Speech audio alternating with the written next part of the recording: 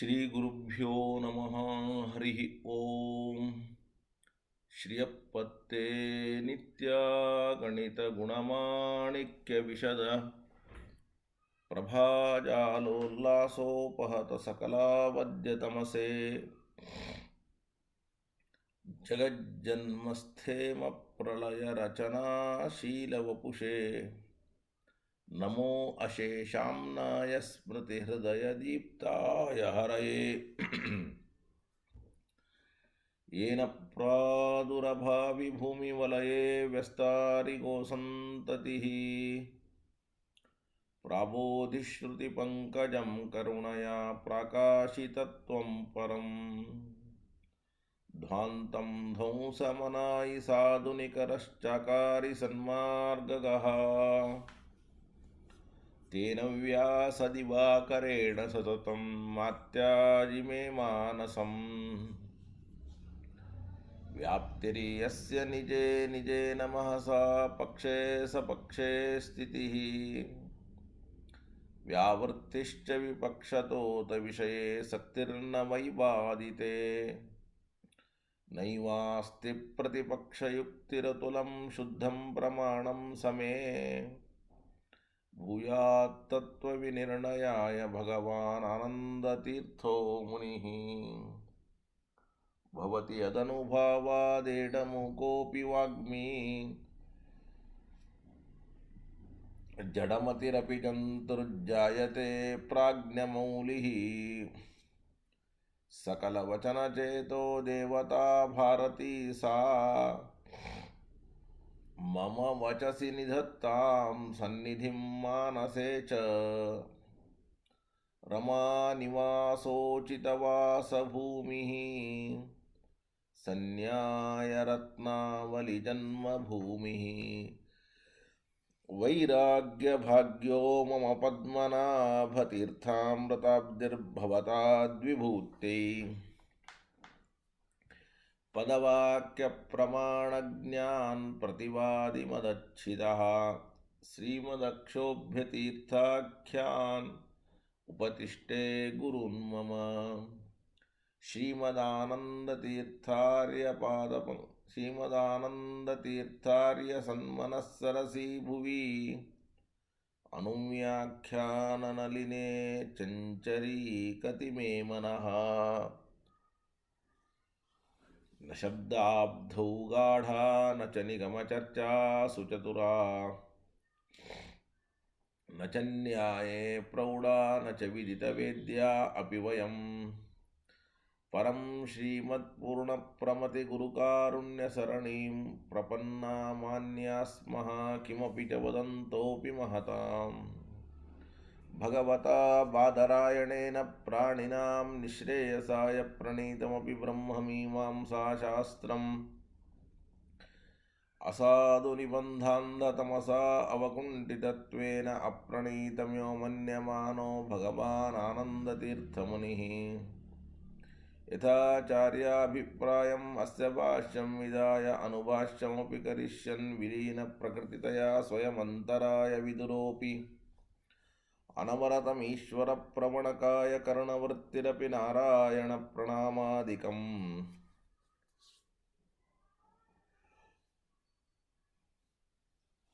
प्रारीप्सितस्य अनन्तराय परिसमाप्ते प्रचयस्य च हेतुतया अविगीतशिष्टाचारपरम्परादिना अवगतमवश्यं करणीयं शिष्यान् ग्राहयितुं ग्रन्थादौ निबध्नाति नारायणमिति।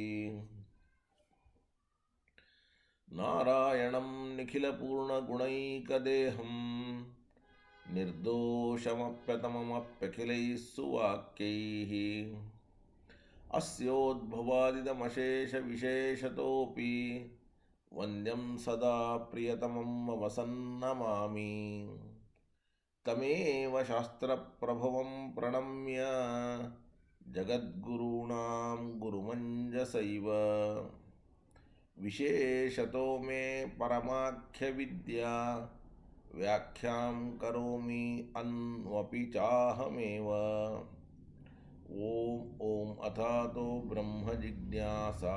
ओम श्रुतिक्षीराब्धिमामथ्यधीमन्दरमहीभृता प्राप्तान्यायसुधायेन तं जयीन्द्रमहं भजे बुधैरपि सुदुर्बोधे ग्रन्थे यन्मम साहसं तत्पारयन्तु निपुणाः गुरुपादरजक्षणाः लौकिकालौकिकफललक्षणामृतदोहिनीं गुरुवनुग्रहरूपां तां कामधेनुमुपास्महे मध्वोक्तिर्जुनदी शुभवाक्सूर्यात्मजा संगमे व्याख्यास्नानमहो विदाय हरे प्राप्य प्रसादः परम् प्रापुर्ये कृतकृत्यतां गतमला विद्यादिराजादयो योगीशा कृपयन्तु ते जयमुनेर्भावस्य बोधा इमे शुकेन शान्त्यादिषु वाङ्मयेषु व्यासेन धैर्येण बुधिनोपमेयम् मनोजजित्यां मनसां हि पत्या रघुत्तमाख्यं सगुरुं नमामि आरूढः सहसा यतीन्द्रपदवीं गत्वा च वाराणसीं तत्रत्यान् कुमतप्रचारनिरतान् अद्वैति दिग्धन्ति नः प्रौढार्थैः वचनैः सुयुक्तिकचितैः सम्भीषयन् मोदयन् सत्यध्यानसुकेसरी विजयते पादाश्रितश्रीपतेः प्रावोचद्योदिकं न्यायसुधा वाक्यार्थचन्द्रिकाम् सत्यप्रज्ञगुरुर्दद्यात् प्रज्ञां वैदान्तिकीं सदा बन्धुस्त्वं गुरुरिष्टदैवतमिति त्वत्पादपङ्केरुहम् प्राप्तं मां परिपालयेति सततं याचे निबद्धाञ्जलिः चित्तं मद्गुणदोषचिन्तनविदौ नूनं मनाङ्मा कृता सत्याभिज्ञगुरो त्वदङ्घ्रियुगलं हित्वा रमे सद्गतिः सत्याभिज्ञकराब्जोत्थान पञ्चाशद्वर्षपूजकान् सत्यप्रमोदतीर्थार्यान् नौमिन्यायसुधारतान् वेदेशमुनिसत्पादसेवा सम्प्राप्तवैभवान् यादवार्यान् वरसुधा टीकाकारान्वयन्नुमः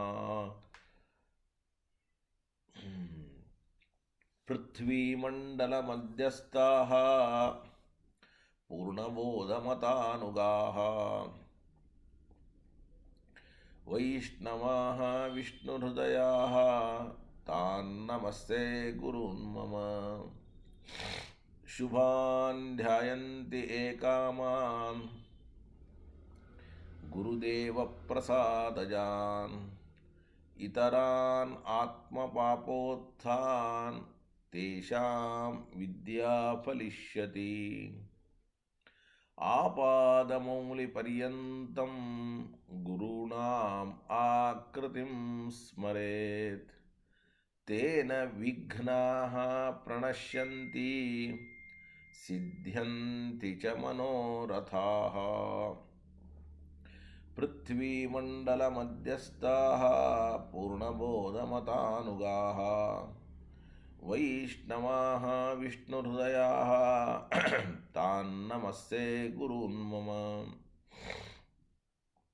शुभान् ध्यायन्ति एकामान् गुरुदेवप्रसादजान् इतरान् आत्मपापोत्थान् तेषां विद्या फलिष्यति आपादमौलिपर्यन्तं गुरूणाम् आकृतिं स्मरेत् तेन विघ्नाः प्रणश्यन्ति सिद्ध्यन्ति च मनोरथाः यदुतापसलभ्यमनन्तभवै तदुतो परतत्त्वम्यहैकपदात् जयतीर्थकृतौ प्रवणो न पुनर्भवभाग् भवतीति मतिर्हि मम ಶ್ರೀ ಗುರುಭ್ಯೋ ನಮಃ. ಹರಿ ಓಂ ಹರಿ ಓಂ ಹರಿ ಓಂ.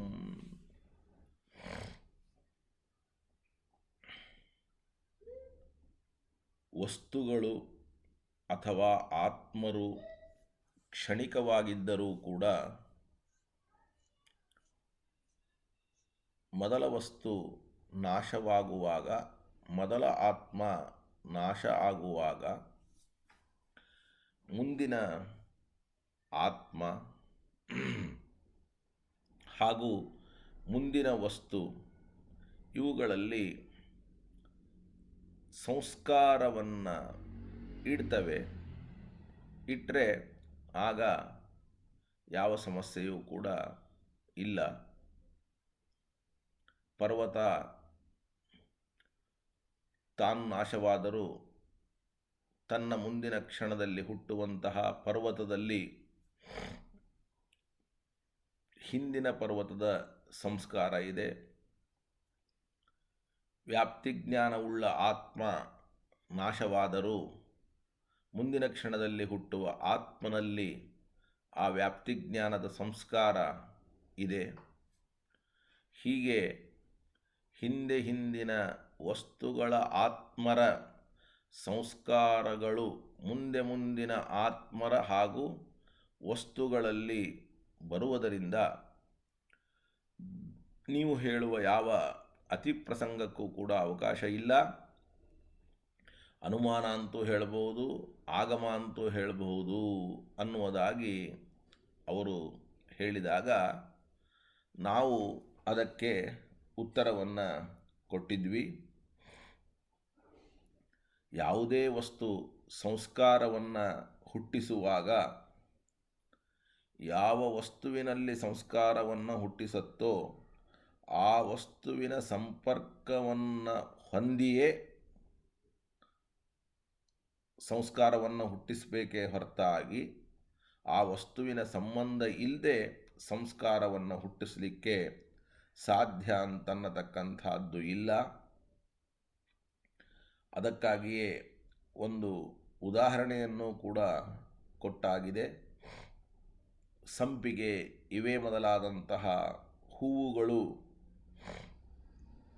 ಎಣ್ಣೆ ಮೊದಲಾದ ಪದಾರ್ಥಗಳಲ್ಲಿ ತನ್ನ ಸಂಸ್ಕಾರವನ್ನು ಹುಟ್ಟಿಸಬೇಕು ಅಂತಂದರೆ ಆ ಎಣ್ಣೆ ಮೊದಲಾದ ಪದಾರ್ಥಗಳ ಸಂಬಂಧವನ್ನು ಹೂವು ಇದು ಪಡೆಯಲೇಬೇಕು. ಹೂವಿಗೂ ಎಣ್ಣೆಗೂ ಸಂಬಂಧವೇ ಇಲ್ಲ ಅಂದರೆ ಹೂವು ತನ್ನಲ್ಲಿರುವಂತಹ ಸುವಾಸನೆ ಎಂಬುವ ಸಂಸ್ಕಾರವನ್ನು ಎಣ್ಣೆಯಲ್ಲಿ ತರಲಿಕ್ಕೆ ಸಾಧ್ಯ ಇಲ್ಲ ಅನ್ನುವಂತಹ ಮಾತನ್ನು ಕೇಳಿದ್ದೇವೆ. ಈ ಮಾತನ್ನೇ, ಈ ಅಭಿಪ್ರಾಯವನ್ನೇ ಆಚಾರ್ಯರು ತಮ್ಮ ಒಂದು ಅನುವ್ಯಾಖ್ಯಾನದಿಂದ ವಿವರಿಸ್ತಾ ಇದ್ದಾರೆ. ಉಕ್ತಂ ಅರ್ಥಂ ಬುದ್ಧ್ಯಾರೋಹಾರ್ಥಂ ಸಂಕಲಯ್ಯ ಆಹ ಏಕಕಾಲತೆಯ ಇತಿ. ಹಿಂದೆ ಹೇಳಿದ ವಿಷಯ ಅಂದರೆ ಈಗ ನಾವು ಕೇಳಿದ್ವಲ್ಲ, ಒಂದು ವಸ್ತು ಇನ್ನೊಂದು ವಸ್ತುವಿಗೆ ಸಂಬದ್ಧವಾಗಿದ್ದರೆ ಮಾತ್ರ ಮೊದಲ ವಸ್ತುವಿನ ಸಂಸ್ಕಾರ ಎರಡನೇ ವಸ್ತುವಿಗೆ ಬರಲಿಕ್ಕೆ ಸಾಧ್ಯ. ಈ ಒಂದು ಅಭಿಪ್ರಾಯವನ್ನು ವಿವರಿಸಿ ಕೂಡಿಸಿ ಒಂದು ಕಡೆ ಸಂಗ್ರಹಿಸಿ ಹೇಳ್ತಾ ಇದ್ದಾರೆ. ಏಕಕಾಲತಯ ಯೋಗಂ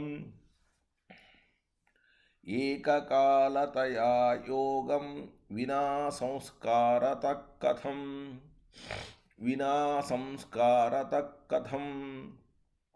ಈ ಅನುವ್ಯಾಖ್ಯಾನಕ್ಕೆ ಟೀಕಾಚಾರ್ಯರು ಬಹಳ ಸುಂದರವಾಗಿ ವ್ಯಾಖ್ಯಾನವನ್ನು ಮಾಡ್ತಾರೆ. ಬರೀ ಈ ಅನುವ್ಯಾಖ್ಯಾನವನ್ನು ಇಟ್ಕೊಂಡ್ರೆ ನಮಗೆ ಸ್ಪಷ್ಟವಾದ ಅರ್ಥ ಆಗೋದಿಲ್ಲ. ಸಂಸ್ಕಾರ ಕೊಡುವ ವಸ್ತು ಒಂದು, ಸಂಸ್ಕಾರವನ್ನು ಸ್ವೀಕರಿಸುವ ಒಂದು. ಈ ಎರಡೂ ವಸ್ತುಗಳಿಗೂ ಸಮಕಾಲೀನತ್ವ, ಸಮಾನ ಕಾಲ, ಒಂದೇ ಕಾಲದಲ್ಲಿ ಇರುವಿಕೆ ಇದು ಇಲ್ಲದೇ ಇದ್ದರೆ ಆಗ ಕಾರಣಗಳಿಗೆ ಸಂಬಂಧ ಕೊಡುವುದಿಲ್ಲ. ಕಾರ್ಯಕಾರಣಗಳಿಗೆ ಸಂಬಂಧ ಬೇಕು. ಸಂಬಂಧ ಇಲ್ಲ ಅಂತಾದರೆ ಆಗ ಕಾರಣ ಕಾರ್ಯದಲ್ಲಿ ಸಂಸ್ಕಾರವನ್ನು ತಂದುಕೊಡಲು ಸಾಧ್ಯ ಇಲ್ಲ. ಒಟ್ಟು 3 ಮಾತನ್ನು ನಾವು ಇಲ್ಲಿ ತಿಳಿತಾ ಇದ್ದೇವೆ. ಮೊದಲನೇ ಮಾತು, ಕಾರ್ಯ ಮತ್ತು ಕಾರಣಗಳು ಸಮಾನ ಕಾಲದಲ್ಲಿರಬೇಕು. ಕಾರ್ಯಕಾರಣಗಳು ಸಮಾನ ಕಾಲದಲ್ಲಿದ್ದರೆ ಕಾರ್ಯಕಾರಣಗಳಿಗೆ ಸಂಬಂಧ ಬರುತ್ತೆ. ಕಾರ್ಯಕಾರಣಗಳಿಗೆ ಸಂಬಂಧ ಬಂದರೆ ಆಗ ಕಾರಣ ಕಾರ್ಯದಲ್ಲಿ ಸಂಸ್ಕಾರವನ್ನು ತರುತ್ತೆ. ಇದನ್ನು ನಾವು ಹಿಂದಿನಿಂದ ತಿಳಿಯೋದಾದರೆ, ಕಾರಣವು ಕಾರ್ಯದಲ್ಲಿ ಸಂಸ್ಕಾರವನ್ನು ತರಬೇಕಾದರೆ ಕಾರಣಕ್ಕೂ ಕಾರ್ಯಕ್ಕೂ ಸಂಬಂಧ ಬೇಕು. ಕಾರಣಕ್ಕೂ ಕಾರ್ಯಕ್ಕೂ ಸಂಬಂಧ ಬೇಕು ಅಂದರೆ ಕಾರಣ ಕಾರ್ಯ ಒಂದೇ ಕಾಲದಲ್ಲಿ ಇರಬೇಕು. ನಿಮಗೆ ಕಲ್ಪನೆ ಬಂತು ಅಂತ ಅನ್ನಿಸ್ತದೆ. ಪೂರ್ವ ಕ್ಷಣದಲ್ಲಿ ಇದ್ದ ವಸ್ತು ಕಾರಣ, ಉತ್ತರ ಕ್ಷಣದಲ್ಲಿ ಇದ್ದಂತಹ ವಸ್ತು ಕಾರ್ಯ. ಪೂರ್ವ ಕ್ಷಣದಲ್ಲಿದ್ದಂತಹ ವಸ್ತುವಿನಲ್ಲಿರುವ ಸಂಸ್ಕಾರ ಉತ್ತರ ಕ್ಷಣದಲ್ಲಿರುವ ವಸ್ತುವಿಗೆ ಬರಬೇಕು ಅಂತಂದರೆ ಉತ್ತರ ಕ್ಷಣದ ವಸ್ತು ಮತ್ತು ಪೂರ್ವ ಕ್ಷಣದ ವಸ್ತು ಎರಡೂ ಒಂದೇ ಕಾಲದಲ್ಲಿರಬೇಕು. ಎರಡೂ ಒಂದೇ ಕಾಲದಲ್ಲಿದ್ದರೆ ಆಗ ಪೂರ್ವಕ್ಷಣ ವಸ್ತುವಿಗೂ ಉತ್ತರ ಕ್ಷಣ ವಸ್ತುವಿಗೂ ಸಂಬಂಧ ಆಗತ್ತೆ. ಸಂಬಂಧ ಆದರೆ ಪೂರ್ವ ಕ್ಷಣದಲ್ಲಿರುವ ಸಂಸ್ಕಾರ ಉತ್ತರ ಕ್ಷಣದಲ್ಲಿ ಬರುತ್ತೆ. ಇಷ್ಟು ಆಚಾರ್ಯರು ನಮಗೆ ಅನುವ್ಯಾಖ್ಯಾನದ ಮೂಲಕ ತಿಳಿಸಿದ್ದರು. ಇದನ್ನೇ ಟೀಕಾಚಾರ್ಯರು ವಿವರವಾಗಿ ಹೇಳ್ತಾರೆ. ಅತ್ರ ಏಕಕಾಲತೆಯ ವಿನಾ ಕಾರ್ಯಕಾರಣಯೋಃ ಯೋಗಃ ನ ಯುಜ್ಯತೆ. ಕಾರ್ಯ ಮತ್ತು ಕಾರಣಗಳಿಗೆ ಸಮಾನಕಾಲೀನತ್ವ. ಕಾರ್ಯ ಇದ್ದಾಗಲೇ ಕಾರಣ ಇರಬೇಕು, ಕಾರಣ ಇದ್ದಾಗಲೇ ಕಾರ್ಯ ಇರಬೇಕು. ಕಾರ್ಯ ಬರುವಾಗ ಕಾರಣ ಹೋಗಿಬಿಟ್ಟಿದ್ದರೆ ಆಗ ಕಾರ್ಯಕಾರಣಗಳಿಗೆ ಸಂಬಂಧವೇ ಕೂಡುವುದಿಲ್ಲ. ಸಂಬಂಧ ಕೂಡುತ್ತಾ ಹೇಳಿ ನೀವೇ? ಸಮಾನ ಕಾಲದಿಂದ ಬೇಕು. ಯೋಗ ಅಂದರೆ ಸಂಬಂಧ. ಕಾರ್ಯಕಾರಣಯೋಃ ಯೋಗಃ ನ ಯುಜ್ಯತೆ ಅಂದರೆ ಕಾರ್ಯಕಾರಣಗಳಿಗೆ ಸಂಬಂಧ ಅನ್ನೋದು ಕೂಡೋದಿಲ್ಲ. ಆಯಿತು, ಸಂಬಂಧ ಕೂಡಲಿಲ್ಲ ಅಂದರೆ ಮುಂದೇನು ಅಂದರೆ ಯೋಗಂ ವಿನಾ ಸಂಬಂಧನೇ ಇಲ್ಲ ಅಂತಾದರೆ ಕಾರಣಸ್ಯ ಕಾರ್ಯೇ. ಸುಧಾಪಂಕ್ತಿಯನ್ನು ನೋಡ್ತಾ ಇರ್ರಿ. ಯೋಗಂ ವಿನಾ ಅನ್ನೋ ಶಬ್ದಕ್ಕೆ ಏನರ್ಥ? ಅನುವ್ಯಾಖ್ಯಾನದಲ್ಲಿ ಯೋಗಂ ವಿನಾ ಅಂತೆ ಶಬ್ದ ಇದೆ. ಅದನ್ನೇ ಪ್ರತೀಕವಾಗಿ ಹಿಡಿದು ಟೀಕಾಚಾರ್ಯರು ಹೇಳ್ತಾರೆ, ಯೋಗ ಅಂದರೆ ಸಂಬಂಧ, ಯೋಗಂ ವಿನಾ ಅಂದರೆ ಕಾರ್ಯಕಾರಣಗಳಿಗೆ ಸಂಬಂಧ ಇಲ್ಲ. ಅಂದರೆ ಯಾಕೆ ಕಾರ್ಯಕಾರಣಗಳಿಗೆ ಸಂಬಂಧ ಇಲ್ಲ? ಕಾರ್ಯ ಇದ್ದಾಗ ಕಾರಣ ಇಲ್ಲ, ಕಾರಣ ಇದ್ದಾಗ ಕಾರ್ಯ ಇಲ್ಲ. ಎರಡನೇ ಕ್ಷಣದಲ್ಲಿ ಕಾರ್ಯ ಹುಟ್ಟುತ್ತದೆ, ಅದಕ್ಕಿಂತ ಹಿಂದಿನ ಕ್ಷಣದಲ್ಲಿಯೇ ಕಾರಣ ನಾಶವಾಗಿ ಬಿಟ್ಟಿರುತ್ತದೆ. ಅಂದಮೇಲೆ ಕಾರಣಸ್ಯ ಕಾರ್ಯೇ ಸಂಸ್ಕಾರಾರ್ಪಕತ್ವಂಚ ನ ಘಟತೆ. ಕಾರಣವು ಕಾರ್ಯದಲ್ಲಿ ಸಂಸ್ಕಾರವನ್ನು ತಂದುಕೊಡಲಿಕ್ಕೆ ಸಾಧ್ಯವೇ ಇಲ್ಲ. ಸಂಬಂಧ ಇಲ್ಲ ಅಂತಂದರೆ ಕಾರಣ ಕಾರ್ಯದಲ್ಲಿ ಸಂಸ್ಕಾರವನ್ನು ಹೆಂಗೆ ತಂದುಕೊಡ್ತದೆ ಹೇಳಿ? ತಂದುಕೊಡಲಿಕ್ಕೆ ಸಾಧ್ಯ ಇಲ್ಲ. ಸಂಸ್ಕಾರತಃ ವಿನಾ, ಸಂಸ್ಕಾರವೇ ಇಲ್ಲ ಅಂತಾದರೆ ಎಲ್ಲದಕ್ಕೂ ನಮಗೆ ಮೂಲ ಸಂಸ್ಕಾರ. ನಾವು ಹೇಳಿದ್ದೇ ಅದನ್ನು. ಮಹಾನಸಕ್ಕೆ ಹೋಗಿ ಧೂಮವನ್ನಿಗಳನ್ನು ನೋಡಿದವನೇ ಬೇರೆ, ಪರ್ವತವನ್ನು ನೋಡಿದವನೇ ಬೇರೆ. ಪರ್ವತದಲ್ಲಿ ಧೂಮವನ್ನು ನೋಡಿ ವ್ಯಾಪ್ತಿ ಸ್ಮರಣೆಯನ್ನು ಮಾಡಿಕೊಂಡವನೇ ಬೇರೆ ಅಂತ ನಾವು ಹೇಳಿದ್ವಿ. ಆದರೆ ಅವರು ಅದನ್ನು ಕೂಡಿಸುವುದಕ್ಕೋಸ್ಕರವಾಗಿ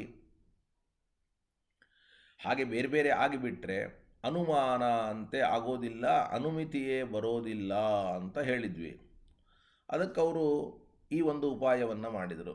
ಇಲ್ಲ, ಮಹಾನಸಕ್ಕೆ ಹೋದವನು, ವ್ಯಾಪ್ತಿ ಜ್ಞಾನವನ್ನು ಮಾಡಿಕೊಂಡವನು ಹಾಗೂ ಪರ್ವತಕ್ಕೆ ಹೋದವನು ಬೇರೆ ಬೇರೆ ಅಂತ ಅಂದರೂ ಕೂಡ ಮಹಾನಸಕ್ಕೆ ಹೋದ ಆತ್ಮ ನಾಶನಾದರೂ ಅವನ ಸಂಸ್ಕಾರ ಪರ್ವತಕ್ಕೆ ಹೊರಟಂತಹ ಅಥವಾ ಪರ್ವತವನ್ನು ನೋಡಿದ ಆತ್ಮನಲ್ಲಿ ಇದೆ ಅಂತ. ಆದ್ದರಿಂದ ಅನುಮಾನವನ್ನು ನಾವು ಹೊಂದಿಸಬಹುದು ಅಂತ. ಈಗ ಸಂಸ್ಕಾರವೇ ಬರೋದಿಲ್ಲ. ಯಾಕೆ ಅಂದರೆ ಮಹಾನಸಕ್ಕೆ ಹೋದ ಆತ್ಮನ ಸಂಸ್ಕಾರ ಪರ್ವತಕ್ಕೆ ಹೋದ ಆತ್ಮನಿಗೆ ಬರಬೇಕು ಅಂದರೆ ಪರ್ವತಕ್ಕೆ ಹೋದ ಆತ್ಮ, ಮಹಾನಸವನ್ನು ನೋಡಿದ ಆತ್ಮ ಇವರಿಬ್ಬರೂ ಕೂಡ ಇರಬೇಕು, ಸಮಾನ ಕಾಲದಲ್ಲಿ ಇರಬೇಕು, ಅವರಿಗೆ ಸಂಬಂಧ ಆಗಬೇಕು. ಆವಾಗ ಅವನಿಂದ ಇವನಿಗೆ ಸಂಸ್ಕಾರ ಬರಲಿಕ್ಕೆ ಸಾಧ್ಯ. ಇಲ್ಲ ಅಂದಮೇಲೆ ಕಥಂ ಅನುಮಾನಾದಿವ್ಯವಹಾರ, ಹೇಗೆ ಅನುಮಾನ ಆಗಮಾಂತ ಅಥವಾ ಪ್ರತ್ಯಭಿಜ್ಞಾಂತ ವ್ಯವಹಾರವನ್ನು ಮಾಡೋದು? ವ್ಯವಹಾರವನ್ನೇ ಮಾಡಲಿಕ್ಕೆ ಸಾಧ್ಯ ಇಲ್ಲ. ಇತಿ ಅದ್ಯಾಹಾರೇಣ ಯೋಜನಾ, ಹೀಗೆ ನಾವು ಅನುವ್ಯಾಖ್ಯಾನಕ್ಕೆ ಅರ್ಥವನ್ನು ಮಾಡಬೇಕು. ಇಲ್ಲ ಅಂದರೆ ಬರೀ ಏಕಕಾಲತೆಯ ಯೋಗಂ ವಿನ ಸಂಸ್ಕಾರತಃ ಕಥಂ ಅಂತ ಇಷ್ಟೇ ಇದೆ. ಆದರೆ ನಾವು ಕಾರ್ಯಕಾರಣಗಳಿಗೆ ಸಮಾನಕಾಲೀನತಾ ಇರಬೇಕು. ಸಮಾನಕಾಲೀನತಾ ಇದ್ದರೆ ಆಗ ಕಾರ್ಯಕಾರಣಗಳಿಗೆ ಸಂಬಂಧ ಇರ್ತದೆ. ಕಾರ್ಯಕಾರಣಗಳಿಗೆ ಸಂಬಂಧ ಇದ್ದರೆ ಆಗ ಕಾರಣದಿಂದ ಕಾರ್ಯದಲ್ಲಿ ಸಂಸ್ಕಾರ ಬರುತ್ತೆ. ಬಂದರೆ ಅನುಮಾನ ಆಗಮ ಅಂತ ವ್ಯವಹರಿಸ್ಬೋದು. ಈಗಲಾದರೂ ಕೂಡ ಒಂದೇ ಕಾಲದಲ್ಲಿ ಇಲ್ಲ, ಒಂದೇ ಕಾಲದಲ್ಲಿ ಇಲ್ಲದಿದ್ದರಿಂದ ಕಾರ್ಯಕಾರಣಗಳಿಗೆ ಸಂಬಂಧ ಇಲ್ಲ. ಕಾರ್ಯಕಾರಣಗಳಿಗೆ ಸಂಬಂಧ ಇಲ್ಲದೆ ಇದ್ದದ್ದರಿಂದ ಕಾರಣವು ಕಾರ್ಯದಲ್ಲಿ ಸಂಸ್ಕಾರವನ್ನು ತರಲಿಲ್ಲ. ಸಂಸ್ಕಾರವನ್ನು ತರದೇ ಇದ್ದದ್ದರಿಂದ ಅನುಮಾನ ಆಗಮ ಅಂತ ವ್ಯವಹಾರವನ್ನು ಮಾಡಲಿಕ್ಕೆ ಸಾಧ್ಯ ಇಲ್ಲ. ನಾವು ಅನುವ್ಯಾಖ್ಯಾನಕ್ಕೆ ಈ ತರಹದ ಒಂದು ಸಂಕಲನ ಅಂತಾರೆ, ಹೊಂದಿಸಿ ಅರ್ಥ ಹೇಳೋದು ಅಂತ. ಹೊಂದಿಸಿ ಅರ್ಥವನ್ನು ಹೇಳಲಿಲ್ಲ ಅಂತಾದರೆ ಆಗ ನಮಗೆ ಯಾವುದು ಹೇತು ಯಾವುದು ಸಾಧ್ಯ ಅಂತ ಗೊತ್ತಾಗೋದಿಲ್ಲ. ಎಲ್ಲವೂ ಒಂದೇ ಸಾಧ್ಯಕ್ಕೆ ಹೇತು ಅಂತ ಅನ್ನಿಸ್ತದೆ. ಯದಿ ಇದಂ ಸಂಕಲನಂ ನ ಕ್ರಿಯೇತ, ಈ ತರಹ ನಾವು ಒಂದು ಹೊಂದಾಣಿಕೆಯನ್ನು ಮಾಡಿ ವ್ಯಾಖ್ಯಾನವನ್ನು ಮಾಡಲಿಲ್ಲ ಅಂತಾದರೆ ತದಾ ಆವಾಗ ಪೂರ್ವೋಕ್ತಾನಾಂ ಪ್ರತ್ಯೇಕಂ ಸಂಸ್ಕಾರ ಅನಾಧಾಯಕತ್ವೇ ಹೇತುತ್ವಂ ಜ್ಞಾಯೇತ, ಹಿಂದೆ ಹೇಳಿದಂತಹ ಏನು ಹೇತುಗಳಿವೆ ಆ ಹೇತುಗಳು ಪ್ರತ್ಯೇಕವಾಗಿ ಸಂಸ್ಕಾರವನ್ನು ಮುಂದಿನ ವಸ್ತುವಿನಲ್ಲಿ ತಂದು ಕೊಡದೇ ಇರೋದಕ್ಕೆ ಕಾರಣವಾಗತ್ತೆ. ಕಾರಣ ಅಂತ ನಮಗೆ ಅನಿಸ್ಬಿಡುತ್ತೆ, ತಪ್ಪಾಗಿ ತಿಳುವಳಿಕೆ ಬರುತ್ತೆ. ನಮಗೆ ಮುಖ್ಯವಾಗಿ ಬೇಕಾದದ್ದು ಏನು ಅಂತ ಕೇಳಿದರೆ ಸಂಸ್ಕಾರವನ್ನು ತಂದುಕೊಡೋದು. ಸಂಸ್ಕಾರವನ್ನು ತಂದುಕೊಡೋದೇ ಮುಖ್ಯವಾದ ಸಾಧ್ಯ ನಮಗೆ. ಹಿಂದಿನ ಕ್ಷಣದ ವಸ್ತುವಿನಲ್ಲಿರುವ ಸಂಸ್ಕಾರ ಮುಂದಿನ ಕ್ಷಣದ ವಸ್ತುವಿಗೆ ತಂದುಕೊಡೋದು. ತಂದುಕೊಡತ್ತೆ ಅಂತ ಅವರು ಹೇಳ್ತಾರೆ, ತಂದುಕೊಡೋದಿಲ್ಲ ಅಂತ ನಾವು ಹೇಳ್ತೇವೆ. ತಂದು ಕೊಡೋದಿಲ್ಲ ಅಥವಾ ತಂದು ಕೊಡ್ತೇವೆ ಅಂತ ಅಂದರೆ ಆ ತಂದು ಕೊಡೋದಕ್ಕೆ ಕಾರಣ ಏನು ಅಂದರೆ ಡೈರೆಕ್ಟ್ ಅಂದರೆ ಸಾಕ್ಷಾತ್ ಕಾರಣ. ಸಾಕ್ಷಾತ್ ಕಾರಣ ಯಾವುದಪ್ಪ ಅಂತ ಕೇಳಿದರೆ ಸಂಬಂಧ. ಸಂಬಂಧ ಇದ್ದರೆ ತಂದು ಕೊಡುತ್ತೆ, ಸಂಬಂಧ ಇರಲಿಲ್ಲ ಅಂದರೆ ತಂದು ಕೊಡೋದಿಲ್ಲ. ಆ ಸಂಬಂಧಕ್ಕೆ ಯಾವುದು ಕಾರಣ ಅಂತ ಕೇಳಿದರೆ ಒಂದೇ ಕಾಲದಲ್ಲಿ ಇರುವಿಕೆ. ಹಾಗಾದರೆ ಒಂದೇ ಕಾಲದಲ್ಲಿ ಇರುವಿಕೆ ಅನ್ನುವುದು ನೇರವಾಗಿ ಸಂಸ್ಕಾರವನ್ನು ತಂದುಕೊಡುವುದಕ್ಕೆ ಕಾರಣ ಅಲ್ಲ. ಒಂದೇ ಕಾಲದಲ್ಲಿರುವುದು ನೇರವಾಗಿ ಕಾರ್ಯಕಾರಣಗಳು ಸಂಬದ್ಧವಾಗಿವೆ ಅನ್ನೋದಕ್ಕೆ ಕಾರಣ. ಸಂಬಂಧವಾದ ಮೇಲೆ ಕಾರಣದಲ್ಲಿರುವ ಸಂಸ್ಕಾರ ಕಾರ್ಯದಲ್ಲಿ ಬಂತು ಅಂತ ಹೇಳಲಿಕ್ಕೆ ಸಂಬಂಧ ಕಾರಣ. ಅರ್ಥ ಮಾಡ್ಕೊಳ್ಳಿ, ಅವಸರ ಮಾಡಿಕೊಳ್ಬೇಡಿ. ಒಂದು ನೇರವಾದ ಕಾರಣ, ಇನ್ನೊಂದು ಪರಂಪರೆಯ ಕಾರಣ. ನೇರವಾದ ಕಾರಣ ಯಾವುದು, ಪರಂಪರೆಯ ಕಾರಣ ಯಾವುದು? ಹೇತು ಅಂದರೂ ಒಂದೇ, ಕಾರಣ ಅಂದರೂ ಒಂದೇ. ನಮಗೇನಾಗಬೇಕಾಗಿದೆ, ಈಗಾಗಲೇ ಹೇಳಿದಂತೆ ಸಂಸ್ಕಾರ ಬರಬೇಕಾಗಿದೆ. ಸಂಸ್ಕಾರ ಬರೋದಕ್ಕೆ ನೇರವಾದ ಕಾರಣ ಯಾವುದು? ಕಾರ್ಯಕಾರಣಗಳ ಸಂಬಂಧ. ಆ ಸಂಬಂಧಕ್ಕೆ ಕಾರಣವಾದದ್ದು ಯಾವುದು? ಕಾರ್ಯಕಾರಣಗಳು ಒಂದೇ ಕಾಲದಲ್ಲಿ ಇರೋದು. ಹೀಗೆ ಒಂದೇ ಕಾಲದಲ್ಲಿದ್ದದ್ದಕ್ಕೆ ಸಂಬಂಧ ಬಂತು, ಸಂಬಂಧ ಬಂದದ್ದಕ್ಕೆ ಸಂಸ್ಕಾರ ಬಂತು ಅಂತ ಹೇಳಬೇಕು. ಆದರೆ ಸಮಾನ ಕಾಲ ಇಲ್ಲ, ಸಂಬಂಧ ಇಲ್ಲ, ಸಂಸ್ಕಾರ ಬರುವ ಹಾಗೆ ಇಲ್ಲ. ಸರ್ವತ್ರ ಸಾಧ್ಯ ನಿರ್ದೇಶಾತ್ ತತ್ರ ಕೋ ದೋಷಃ ಉಕ್ತ ಆಕಾಂಕ್ಷಾ ಕುಂಠಿತತ್ವಮೇವ ಇತಿ. ಈ ಎಲ್ಲ ಹೇತುಗಳನ್ನು, ಉದಾಹರಣೆಗೆ ಎಲ್ಲ ಹೇತು ಅಂತಂದರೆ ಮುಂದಿನ ವಸ್ತು ಹುಟ್ಟುವಾಗ ಹಿಂದಿನ ವಸ್ತು ನಾಶವಾಗಿರುವಿಕೆ, ಕಾರ್ಯ ಮತ್ತು ಕಾರಣಗಳು ಸಮಾನ ಕಾಲದಲ್ಲಿ ಇಲ್ಲದೇ ಇರುವಿಕೆ, ಹಾಗೂ ಕಾರ್ಯ ಮತ್ತು ಕಾರಣಗಳಿಗೆ ಸಂಬಂಧ ಇಲ್ಲದೇ ಇರುವಿಕೆ. ಮೂರಿದೆ. ಈ ಮೂರೂ ಕೂಡ ಕಾರಣವು ಕಾರ್ಯದಲ್ಲಿ ಸಂಸ್ಕಾರವನ್ನು ತಂದುಕೊಡೋದಿಲ್ಲ ಅನ್ನೋದಕ್ಕೆ ನೇರವಾಗಿ ಹೇತು ಅಲ್ಲ. ಪರಂಪರೆಯ ಹೇತು ಅನ್ನುವುದನ್ನು ನಾವು ತಿಳಿದುಕೊಳ್ಳಬೇಕು. ಏನಾದರೂ ಒಂದು ವೇಳೆ ನಾವು ಮೂರೂ ಹೇತುಗಳು ಕೂಡ, ಮೂರೂ ಹೇತು ಅಂದರೆ ಹಿಂದಿನ ಕಾಲದಲ್ಲಿದ್ದ ವಸ್ತುವು ಈ ಕಾಲದಲ್ಲಿ ಇಲ್ಲ, ಅದರಂತೆ ಕಾರ್ಯಕಾರಣಗಳಿಗೆ ಸಂಬಂಧ ಇಲ್ಲ ಅನ್ನುವುದನ್ನು ನಾವು ಸಂಸ್ಕಾರವನ್ನು ತಂದುಕೊಡೋದಕ್ಕೆ ಕಾರಣ ಅಲ್ಲ ಅಂತ ಹೇಳಿಬಿಟ್ರೆ, ಆವಾಗ ಅಪ್ರಯೋಜಕತಾ ಶಂಕಾ ಅಂತಿದೆ. ಸ್ವಲ್ಪ ಅದನ್ನು ವಿವರಿಸ್ತೇನೆ. ಆ ಅಪ್ರಯೋಜಕತಾ ಶಂಕಾ ಬರುತ್ತೆ. ಆದ್ದರಿಂದ ನಾವು ಹಿಂದಿನ ಹೇತುಗಳು ಮುಂದಿನ ಹೇತುಗಳನ್ನು ಸಾಧನೆ ಮಾಡ್ತವೆ ಅಂತ ಹೇಳಬೇಕೇ ಹೊರತಾಗಿ ಹಿಂದಿನ ಹೇತು ಸಂಸ್ಕಾರ ಅರ್ಪಕತ್ವಾಭಾವ ಅಂದರೆ ಸಂಸ್ಕಾರವನ್ನು ತಂದುಕೊಡೋದಿಲ್ಲ ಅನ್ನುವಂತಹ ಸಾಧ್ಯವನ್ನು ಹೇಳ್ತದೆ ಅಂತ ಮಾತ್ರ ಸರ್ವಥಾ ಹೇಳಬಾರದು. ಕಾರ್ಯಕ್ಕೆ ಸಂಬಂಧ ಇಲ್ಲ ಕಾರಣ ಅನ್ನುವ ಹೇತು ಮಾತ್ರ ಸಂಸ್ಕಾರ ಅನಾದಾಯಕತ್ವಕ್ಕೆ ಹೇತುವಾಗ್ತದೆ.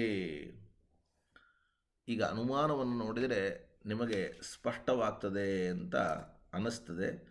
ಅನುಮಾನವನ್ನು ಕೊಡ್ತಾರೆ. ಏನಂತ? ಅತ್ರ ಏತೆ ಪ್ರಯೋಗಾಃ. ಅನುಮಾನಗಳು ಹೀಗೆ. ಏನು? ಪೂರ್ವಕ್ಷಣಃ ಉತ್ತರಕ್ಷಣೆ ಸಂಸ್ಕಾರಾದಾಯಕೋ ನ ಭವತಿ ತೇನ ಅಸಂಬದ್ಧತ್ವಾತ್. ನೋಡಿ, ಹಿಂದಿನ ಕ್ಷಣದಲ್ಲಿರುವಂತಹ ವಸ್ತುವು ಮುಂದಿನ ಕ್ಷಣದಲ್ಲಿರುವಂತಹ ವಸ್ತುವಿನಲ್ಲಿ ಸಂಸ್ಕಾರವನ್ನು ತಂದುಕೊಡೋದಿಲ್ಲ. ಯಾಕೆ ಅಂದರೆ ಹಿಂದಿನ ವಸ್ತುವಿಗೂ ಮುಂದಿನ ವಸ್ತುವಿಗೂ ಸಂಬಂಧ ಇಲ್ಲ. ನಿಮಗೆ ಕೇಳಿದ್ದನ್ನೇ ಕೇಳಿಸ್ತದೆ ಅಥವಾ ಹೇಳಿದ್ದನ್ನೇ ನಾವು ಹೇಳ್ತೇವೆ ಅಂತ ಅನ್ನಿಸ್ಬೋದು. ನಾ ಈಗಾಗಲೇ ಹೇಳಿದ ಹಾಗೆ ಈ ಅನುವ್ಯಾಖ್ಯಾನದಿಂದ ಆಚಾರ್ಯರು ಹಿಂದೆ ಹೇಳಿದ್ದನ್ನೇ ವಿವರಣೆ ಮಾಡ್ತಾರೆ, ಸ್ವಲ್ಪ ವಿಸ್ತಾರವಾಗಿ ಹೇಳ್ತಾರೆ. ಆದ್ದರಿಂದ ಹೇಳಿದ್ದನ್ನೇ ಹೇಳ್ತಾರೆ ಅಂತ ಅನ್ನಿಸ್ಬೋದು. ಸ್ವಲ್ಪ ಲಕ್ಷ್ಯ ಕೊಟ್ಟು ಕೇಳಿ. ಕಲ್ಪನೆ ಬಂತಲ್ಲ, ಹಿಂದಿನ ಕ್ಷಣದಲ್ಲಿ ಇದ್ದಂತಹ ವಸ್ತುವು ಮುಂದಿನ ಕ್ಷಣದಲ್ಲಿ ಸಂಸ್ಕಾರವನ್ನು ತಂದು ಕೊಡ್ತದೆ ಅಂತ ನೀವು ಅಂದರೆ, ನಾವು ಹೇಳ್ತೀವಿ ಸಂಸ್ಕಾರವನ್ನು ತಂದು ಕೊಡೋದಿಲ್ಲ. ಯಾಕೆ ಅಂತ ಕೇಳಿದರೆ ನಾವು ಅದಕ್ಕೆ ಕಾರಣವನ್ನು ಕೊಡ್ತೇವೆ, ಹೇತುವನ್ನು ಕೊಡ್ತೇವೆ. ಮುಂದಿನ ಕ್ಷಣದ ವಸ್ತುವಿಗೂ ಹಿಂದಿನ ಕ್ಷಣದ ವಸ್ತುವಿಗೂ ಸಂಬಂಧವೇ ಇಲ್ಲ. ತೇನ ಅಸಂಬದ್ಧತ್ವ, ಸಂಬಂಧವೇ ಇಲ್ಲ. ಯಹ ಏನ ಅಸಂಬದ್ಧಃ ನ ಅಸೌ ತತ್ರ ಸಂಸ್ಕಾರಾಧಾಯಕಃ ಯಥಾ ಸಂಪ್ರತಿಪನ್ನಃ. ಯಾವುದರ ಜೊತೆಗೆ ಸಂಬಂಧವನ್ನು ಉಳ್ಳದ್ದಾಗಿಲ್ಲವೋ ಅದು ಅಲ್ಲಿ ಸಂಸ್ಕಾರವನ್ನು ತಂದುಕೊಡಲಿಕ್ಕೆ ಸಾಧ್ಯ ಇಲ್ಲ. ಯಥಾ ಸಂಪ್ರತಿಪನ್ನಃ, ಅದಕ್ಕೆ ಪ್ರಸಿದ್ಧವಾದಂತಹ ಒಂದು ಉದಾಹರಣೆ ಇದೆ. ಯಾಕೆ ಅಂತಂದರೆ, ಈಗ ನೋಡಿ, ಪ್ರಸಿದ್ಧವಾದ ಒಂದು ಉದಾಹರಣೆ. ಇವತ್ತು ಎಲ್ಲ ಬಟ್ಟೆಗಳು ಬಣ್ಣದ ಬಟ್ಟೆಗಳಾಗಿಯೇ ನಮಗೆ ಸಿಕ್ಕಿಬಿಡುತ್ತದೆ. ನಮ್ಮ ಸ್ವಾಮಿಗಳು ಶಾಟಿಯನ್ನು ಧರಿಸ್ತಾರೆ. ಆ ಶಾಟಿ ಅಂಗಡಿಯಲ್ಲಿ ಹಾಕಿದ ಬಣ್ಣದಿಂದ ತಯಾರಾದದ್ದಲ್ಲ. ಅದಕ್ಕೆ ಕ್ಯಾವಿ ಅಂತ ಕರೀತಾರೆ. ಕಾವಿ ಬಟ್ಟೆ. ಕಾವಿ ಅಂತನ್ನೋದು ಒಂದು ಮಣ್ಣಿದ್ದಂಗೆ ಇರುತ್ತೆ, ಈ ಕೆಮ್ಮಣ್ಣಿದ್ದಾಗೆ ಇರುತ್ತದು. ಅದನ್ನು ನಾವು ನೀರಿನಲ್ಲಿ ಹಾಕಬೇಕು. ಹಾಕಿ ನೆನೆ ಇಟ್ಟು ಆಮೇಲೆ ಬಿಳಿ ವಸ್ತ್ರ ತೊಗೊಂಡು ಬರಬೇಕು. ಖಾದಿಯ ವಸ್ತ್ರವೋ ಅಥವಾ ಪ್ಯೂರ್ ಕಾಟನ್ ವಸ್ತ್ರ ತೊಗೊಂಬರಬೇಕು. ತೊಗೊಂಡು ಬಂದು ನಾವು ಆ ನೀರಿನಲ್ಲಿ, ಆ ಕಾವಿ ಹಾಕಿದ ನೀರಿನಲ್ಲಿ ತೊಯಿಸಬೇಕು.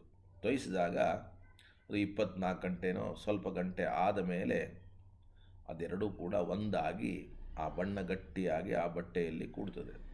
ಹಾಗಾದರೆ ಬಿಳಿ ಬಟ್ಟೆಯಲ್ಲಿ ಕಾವಿಯಲ್ಲಿರುವಂತಹ ಕೆಂಪು ಬಣ್ಣ ಬರುತ್ತೆ. ಇದು ಉದಾಹರಣೆ. ಹಾಗಾದರೆ ಕೆಂಪು ಬಣ್ಣ ಎಲ್ಲಿದೆ? ಕಾವಿಯಲ್ಲಿದೆ. ಅದು ಎಲ್ಲಿ ಬರುತ್ತೆ? ಬಿಳಿ ಬಟ್ಟೆಯಲ್ಲಿ ಬರುತ್ತೆ. ಹಾಗಾದರೆ ಬರಬೇಕು ಅಂತಂದರೆ ಆ ಕಾವಿ ಹಾಗೂ ಬಿಳಿ ಬಟ್ಟೆ ಎರಡೂ ಸಂಬದ್ಧವಾಗಿರಬೇಕೋ ಅಥವಾ ಎಲ್ಲೆಲ್ಲಿಯೋ ಇರಬೇಕು? ಟೀಕಾಚಾರ್ಯರು ತುಂಬ ಸುಂದರವಾದ ಉದಾಹರಣೆಯನ್ನು ಕೊಡ್ತಾರೆ. ಕಾಶ್ಮೀರ, ಕೇರಳ ಅಂತ ಟೀಕಾಚಾರ್ಯರು ಇದನ್ನು ಬೇರೆ ಕಡೆ ಕೊಟ್ಟಿದ್ದಾರೆ. ಇಲ್ಲಿ ಟಿಪ್ಪಣಿಕಾರರು ಹೇಳ್ತಾರೆ, ಕಾಶ್ಮೀರದಲ್ಲಿರತಕ್ಕಂತಹ ಕಾವಿ ಅದು ಕೇರಳದಲ್ಲಿರತಕ್ಕಂತಹ ಬಟ್ಟೆಯಲ್ಲಿ ತನ್ನ ಬಣ್ಣವನ್ನು ತರಲಿಕ್ಕೆ ಸಾಧ್ಯನಾ? ನೀವೇ ಹೇಳ್ತೀರಿ, ಕಾಶ್ಮೀರದಲ್ಲಿದ್ದಂತಹ ಕಾವಿ ಕೇರಳದಲ್ಲಿದ್ದ ಬಟ್ಟೆಗೆ ಹೆಂಗೆ ತರಲಿಕ್ಕೆ ಸಾಧ್ಯ? ಆ ಬಟ್ಟೆಗೂ ಕಾವಿಗೂ ಸಂಬಂಧ ಇರಬೇಕು ಅಂತ. ಸಂಬಂಧ ಇರಬೇಕು ಅಂದಮೇಲೆ ಯಾವುದರ ಸಂಸ್ಕಾರ ಯಾವ ವಸ್ತುವಿನಲ್ಲಿ ಬರುತ್ತೋ ಆ ವಸ್ತು ಎರಡೂ ಕೂಡ ಸಂಬದ್ಧವಾಗಿರಬೇಕು. ಇಷ್ಟು ಮಾತನ್ನಂತೂ ನೀವು ಒಪ್ಪಲೇಬೇಕಲ್ಲ. ಹಾಗಾದರೆ ಸಂಬಂಧವಾಗಬೇಕು ಅಂತಂದರೆ ಒಂದೇ ಕಾಲದಲ್ಲಿರಬೇಕು, ಒಂದೇ ದೇಶದಲ್ಲಿರಬೇಕು. ಈಗ ಬರೀ ನೀವು ದೇಶ ನೋಡಿದರೆ ಅದೊಂದು ದೇಶದಲ್ಲಿದೆ, ಇದೊಂದು ದೇಶದಲ್ಲಿದೆ. ಬೇರೆ ದೇಶದಲ್ಲಿದ್ದರೂ ಸಂಸ್ಕಾರ ತರಲಿಕ್ಕಾಗೋದಿಲ್ಲ, ಬೇರೆ ಕಾಲದಲ್ಲಿದ್ದರೂ ಸಂಸ್ಕಾರ ತರಲಿಕ್ಕೆ ಆಗಲಿಕ್ಕೆ ಸಾಧ್ಯ ಇಲ್ಲ. ಇದೇ ಮುಂದುವರೆದಾಗ ನಾವು ಇನ್ನೊಂದು ಉದಾಹರಣೆಯನ್ನು ಕೊಡ್ತೇವೆ. ಅಂದರೆ ವ್ಯತಿರೇಕ ಉದಾಹರಣೆ ಇದು. ಈಗ ನಾವು ಕೊಟ್ಟದ್ದು ಕಾಶ್ಮೀರದಲ್ಲಿರುವಂತಹ ಕಾವಿ ಬಣ್ಣ ಕೇರಳದಲ್ಲಿರುವ ಬಟ್ಟೆಯನ್ನು ಕೆಂಪು ಮಾಡಲಿಕ್ಕೆ ಸಾಧ್ಯ ಇಲ್ಲ. ಆದರೆ ಸಂಪಿಗೆ ಹೂವಿದೆ, ತನ್ನ ಸುವಾಸನೆಯನ್ನು ಅದು ಎಣ್ಣೆಯಲ್ಲಿ ತರಬೇಕು ಅಂತಂದರೆ ಸಂಪಿಗೆ ಹೂವಿಗೂ ಎಣ್ಣೆಗೂ ಏನಾಗಿದೆ, ಸಂಬದ್ಧವಾಗಿದೆ. ಹಾಗಾದರೆ ಎಲ್ಲಿ ಸಂಬಂಧ ಇದೆಯೋ ಅಲ್ಲಿ ಸಂಸ್ಕಾರ ತಂದದ್ದು, ಸಂಸ್ಕಾರ ಬಂದದ್ದು ಕಂಡಿದೆ. ಎಲ್ಲಿ ಸಂಬಂಧ ಇಲ್ಲವೋ ಅಲ್ಲಿ ಸಂಸ್ಕಾರ ಬರದೇ ಇದ್ದದ್ದು ಕಂಡಿದೆ. ಅಂದಮೇಲೆ ಅನ್ವಯ ವ್ಯಾಪ್ತಿಯೂ ಇದೆ, ವ್ಯತಿರೇಕ ವ್ಯಾಪ್ತಿಯೂ ಇದೆ. ನೋಡ್ಕೊಳ್ಳಿ ಸರಿಯಾಗಿ. ಯತ್ರ ಯತ್ರ ಸಂಬಂಧ ತತ್ರ ತತ್ರ ಸಂಸ್ಕಾರಾಧಾಯಕತ್ವಂ. ಹೇಗೆ ಸಂಪಿಗೆ ಹೂವು ಎಣ್ಣೆ ಅವೆರಡಕ್ಕೂ ಸಂಬಂಧ ಇದೆ, ಆದ್ದರಿಂದ ಹೂವಿನಲ್ಲಿರುವಂತಹ ಸುವಾಸನೆ ಎಣ್ಣೆಯಲ್ಲಿ ಬಂತು. ಆದರೆ ಎಲ್ಲಿ ಸಂಬಂಧ ಇಲ್ಲ, ಕೇರಳದ ಬಟ್ಟೆಗೂ ಕಾಶ್ಮೀರದ ಕಾವಿಗೂ ಸಂಬಂಧ ಇಲ್ಲ, ಅಲ್ಲಿ ಏನು ಬರಲಿಲ್ಲ, ಸಂಸ್ಕಾರಾಧಾಯಕತ್ವ. ಅರ್ಥಾತ್ ಆ ರಜನದಲ್ಲಿ ಕಾವಿಯಲ್ಲಿರತಕ್ಕಂತಹ ಬಣ್ಣ ಬಟ್ಟೆಯಲ್ಲಿ ಬರಲಿಲ್ಲ. ಎರಡೂ ತರಹದ ಉದಾಹರಣೆಗಳು ನಮ್ಮ ಕಣ್ಮುಂದೆ ಇದ್ದದ್ದರಿಂದ ಸಂಸ್ಕಾರವನ್ನು ತರಬೇಕು ಅಂತಂದರೆ ಸಂಬಂಧ ಅಂತನ್ನತಕ್ಕಂಥದ್ದು ಅತ್ಯಂತ ಅವಶ್ಯಕ. ನೋಡಿ, ಯಹ ಏನ ಅಸಂಬದ್ಧ ನ ಅಸೌ ತತ್ರ ಸಂಸ್ಕಾರಾದಾಯಕಃ ಯಥಾ ಸಂಪ್ರತಿಪನ್ನಃ ಯದ್ವಾ ಯೋ ಯತ್ರ ಸಂಸ್ಕಾರಾದಾಯಕಃ ಸಹ ತತ್ಸಂಬದ್ಧಃ ಏವ ದೃಷ್ಟಃ ಯಥಾ ಸಮ್ಮತಃ.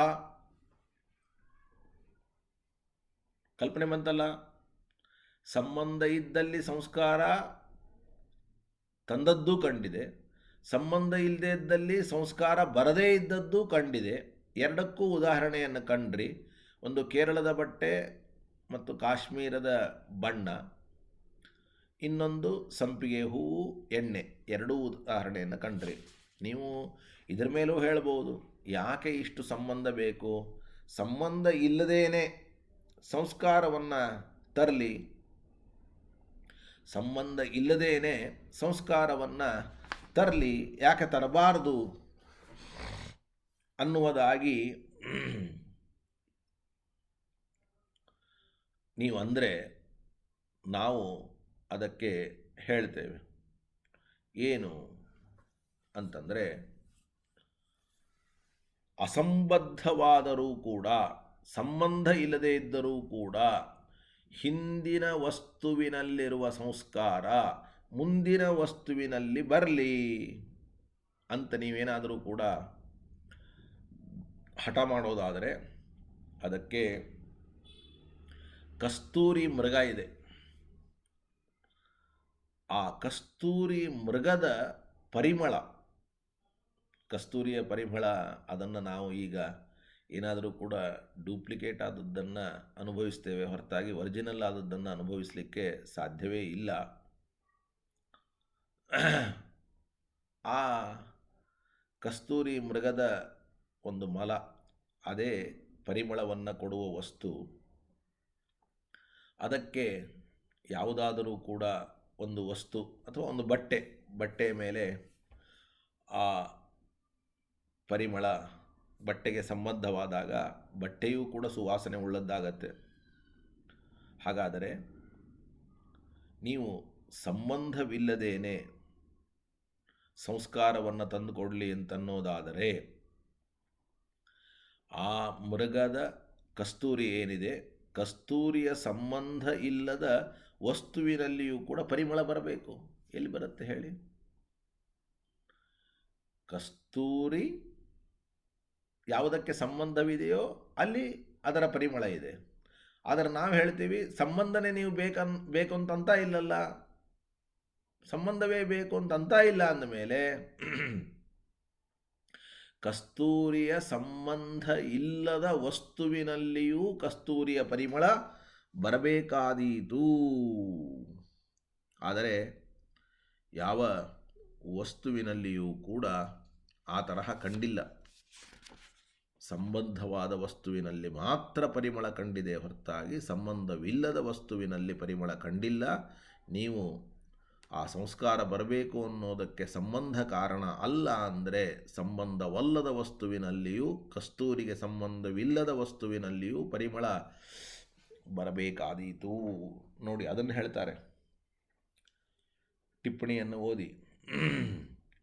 ಅಸಂಬದ್ಧಸ್ಯಾಪಿ ಸಂಸ್ಕಾರಾದಾಯಕತ್ವೆ, ಸಂಬಂಧ ಇಲ್ಲದೇನೆ ಸಂಸ್ಕಾರ ಬರಲಿ ಅನ್ನೋದಾದರೆ ಮೃಗಮದೋ ವಸನಮಿವ, ಮೃಗಮದ ಅಂದರೂ ಒಂದೇ, ಕಸ್ತೂರಿ ಮೃಗದ ಮದ, ಕಸ್ತೂರಿ ಮೃಗದ ಮದ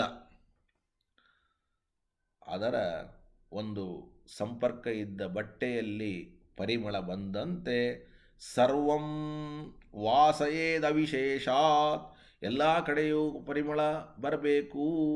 ಯಾಕೆಂದರೆ ಸಂಬಂಧ ಇಲ್ಲದೇನೆ ಬರ್ತದೆ ಅಂತ ನೀವು ಹೇಳಿದ್ದೀರಿ. ಅಸಂಬದ್ಧಶ್ಚ ಪೂರ್ವ ಉತ್ತರೇಣ, ಮುಂದಿನ ಕ್ಷಣದಲ್ಲಿರುವ ವಸ್ತುವಿಗೂ ಹಿಂದಿನ ಕ್ಷಣದಲ್ಲಿ ಇರತಕ್ಕಂಥ ವಸ್ತುವಿಗೂ ಸಂಬಂಧ ಅಂತೂ ನೀವು ಒಪ್ಪಿಲ್ಲ. ಯಾಕೆಂದರೆ ಮುಂದಿನ ಕ್ಷಣದ ವಸ್ತು ಹುಟ್ಟಬೇಕಾದರೆ ಹಿಂದಿನ ಕ್ಷಣದ ವಸ್ತು ನಾಶವಾಗಿದೆ. ತತಃ ಭಿನ್ನಕಾಲೀನತ್ವಾತ್, ಆದ್ದರಿಂದ ಭಿನ್ನಕಾಲೀನ ಸಂಪ್ರತಿಪನ್ನ ಮತ, ಸಂಬಂಧ ಇರಬೇಕಾದರೆ ಸಮಾನ ಕಾಲ ಇರಬೇಕೇ ಹೊರತಾಗಿ ಭಿನ್ನ ಕಾಲ ಇದ್ದರೆ ನಡೆಯೋದಿಲ್ಲ. ಇದರ ಮೇಲೆ ಅವರು ಅಂತಾರೆ, ಭಿನ್ನಕಾಲೀನಯೋರಪಿ ಸಂಬಂಧೆ ಅತಿ ಪ್ರಸಂಗಾತ್. ಒಂದೊಂದಕ್ಕೆ ಎಷ್ಟು ತುಂಬ ಚೆನ್ನಾಗಿರುವ ಲಿಂಕ್ ಇದೆ ಅಲ್ಲ. ಸಂಬಂಧ ಇರಬೇಕು ಅಂತಂದರೆ ಸಮಾನ ಕಾಲವಾಗಿರಬೇಕು ಅಂತ ಯಾಕಂತೀರಿ? ಬೇರೆ ಬೇರೆ ನಾವು ಇಷ್ಟೊತ್ತು ತನಕ ಒಂದೊಂದೇ ಸ್ಟೆಪ್ಪು ಮೇಲೆ ಬರ್ತಾ ಇದ್ದೀವಿ. ನೋಡಪ್ಪ, ಎರಡು ವಸ್ತುಗಳು, ಒಂದು ವಸ್ತುವಿನ ಸಂಸ್ಕಾರ ಇನ್ನೊಂದು ವಸ್ತುವಿನಲ್ಲಿ ಬರಬೇಕು ಅಂದರೆ ಸಂಬಂಧ ಬೇಕೇ ಬೇಕು ಅಂತ ಗಟ್ಟಿಪಡಿಸಿದ್ವಿ. ನಿಮ್ಗೆ ಗೊತ್ತಾಗಿದೆ, ಸಂಬಂಧ ಇದ್ದಲ್ಲಿ ಸಂಸ್ಕಾರ ಬಂದಿದೆ, ಸಂಬಂಧ ಇಲ್ಲದೇ ಇದ್ದಲ್ಲಿ ಸಂಸ್ಕಾರ ಬಂದಿಲ್ಲ. ಅಕಸ್ಮಾತ್ ಸಂಬಂಧ ಇಲ್ಲದೇ ಇದ್ದಲ್ಲಿಯೂ ಸಂಸ್ಕಾರ ಬರೋದಾದರೆ ಏನು ಸಮಸ್ಯೆ? ಇಷ್ಟೆಲ್ಲ ಹೇಳಿದ್ದೀವಿ, ಮತ್ತೆ ನಿಮಗೆ ಹೇಳಿದ್ದನ್ನು ಹೇಳಿದರೆ ಬೇಜಾರು ಬರ್ತದೆ. ಹಾಗಾದರೆ ಇದರಿಂದ ಏನು ನಿರ್ಧಾರ ಆಯಿತು? ಸಂಬಂಧವಿದ್ದರೇನೇ ಸಂಸ್ಕಾರ ಬರೋದು, ಇಲ್ಲದ್ರೆ ಇಲ್ಲ. ಆದರೆ ಸಂಬಂಧ ಇರಬೇಕು ಅಂತಂದರೆ ಸಮಾನ ಕಾಲೀನತೆ ಬೇಕು. ಸಮಾನ ಕಾಲ ಅಂತ ಒಪ್ಪಲಿಲ್ಲ ಅಂದರೆ ಸಂಬಂಧ ಇರಲಿಕ್ಕೆ ಸಾಧ್ಯ ಇಲ್ಲ. ಈಗ ನೀವು ಕೇಳ್ಬೋದು, ಸಂಬಂಧವನ್ನು ನಾವು ಒಪ್ಕೊಳ್ತೀವಿ, ಆದರೆ ಸಂಬಂಧ ಇರಬೇಕು ಅಂದರೆ ಸಮಾನ ಕಾಲದಲ್ಲಿಯೇ ಯಾಕಿರಬೇಕು? ಭಿನ್ನ ಕಾಲದಲ್ಲಿ ಇದ್ದದ್ದುಗಳಿಗೂ ಕೂಡ ಸಂಬಂಧ ಇರಲಿ ಅಂತ. ಭಿನ್ನಕಾಲೀನಯೋರಪಿ ಸಂಬಂಧೆ ಅತಿ ಪ್ರಸಂಗ. ನೋಡಿ, ಬೇರೆ ಬೇರೆ ಕಾಲದಲ್ಲಿ ಇರತಕ್ಕಂತಹ ಒಂದು ವಸ್ತುವಿಗೆ ಸಂಬಂಧವನ್ನು ಒಪ್ಪಿದರೆ ಆಗ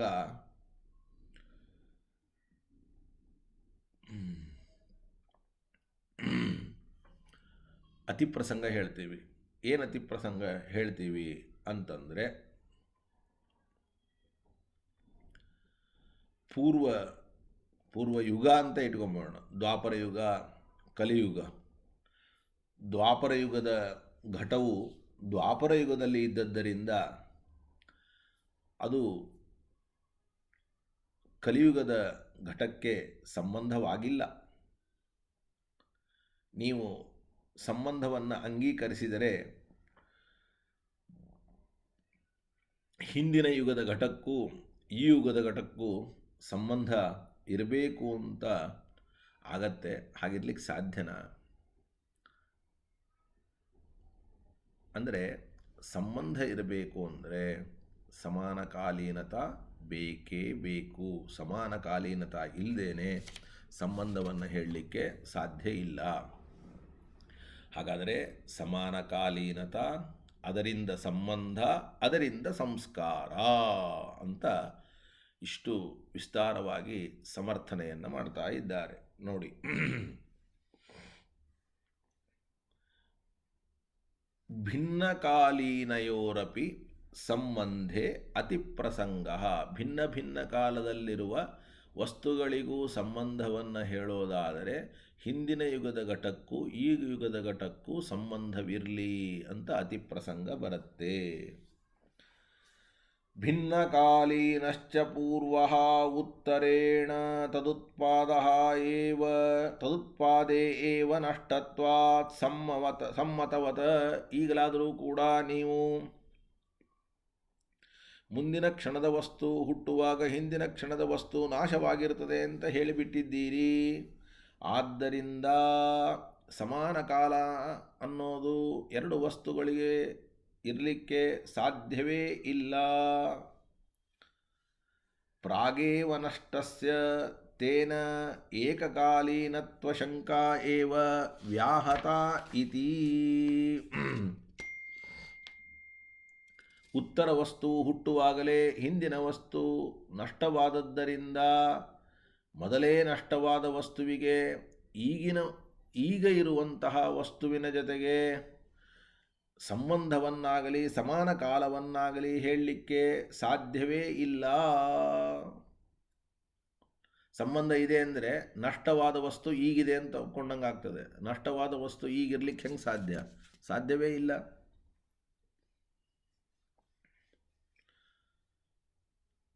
ಆದ್ದರಿಂದ ಕಲ್ಪನೆ ಬಂತು ಅಂತ ಅಂದ್ಕೊಳ್ತೀರಿ. ಸಮಾನ ಕಾಲದಲ್ಲಿ ಇದ್ದರೆ ಎರಡೂ ವಸ್ತುಗಳಿಗೆ ಸಂಬಂಧ, ಎರಡೂ ವಸ್ತುಗಳಿಗೆ ಸಂಬಂಧ ಇದ್ದರೆ ಹಿಂದಿನ ವಸ್ತುವಿನ ಸಂಸ್ಕಾರ ಮುಂದಿನ ವಸ್ತುವಿನಲ್ಲಿ ಬರ್ತದೆ. ಈಗಲಾದರೂ ಕೂಡ ನಿಮ್ಮ ಮತದ ಪ್ರಕಾರ ಮುಂದಿನ ವಸ್ತು ಹುಟ್ಟುವಾಗ ಹಿಂದಿನ ವಸ್ತು ನಾಶವಾಗಿ ಬಿಟ್ಟಿರುತ್ತೆ. ಸಮಾನ ಕಾಲ ಇಲ್ಲ. ಸಮಾನ ಕಾಲ ಇಲ್ಲದೇ ಇದ್ದದ್ದರಿಂದ ಸಂಬಂಧ ಇಲ್ಲ. ಸಂಬಂಧ ಇಲ್ಲದೇ ಇದ್ದದ್ದರಿಂದ ಹಿಂದಿನ ವಸ್ತುವಿನಲ್ಲಿರುವ ಸಂಸ್ಕಾರ ಮುಂದಿನ ವಸ್ತುವಿಗೆ ಯಾವ ಕಾರಣಕ್ಕೂ ಕೂಡ ಬರಲಿಕ್ಕೆ ಸಾಧ್ಯ ಇಲ್ಲ. ನೋಡಿ ಎಷ್ಟು ಚೆನ್ನಾಗಿದೆ.